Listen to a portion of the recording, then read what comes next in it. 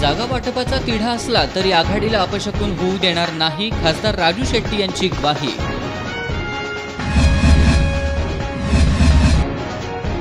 गुटख्याची विक्री करणाऱ्या करवीर तालुक्यातील केरले इथल्या किराणा माल विक्रेत्याला अटक।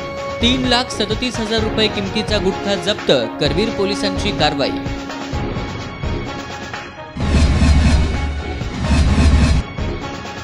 पोलंडमध्ये साकारणार कोल्हापूरच्या मैत्रीचे स्मारक।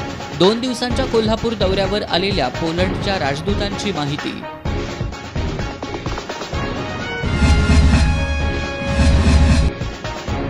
नवीन पर्यायी शिवाजी पुलाच्या शेवटच्या स्लॅब टाकण्यास सुरुवात।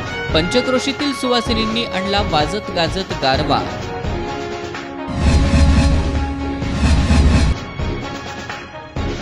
आणि चंद्रकांत चषक फुटबॉल स्पर्धेच्या अंतिम सामन्यानंतर झालेल्या राडा प्रकरणी 8 जणांना अटक।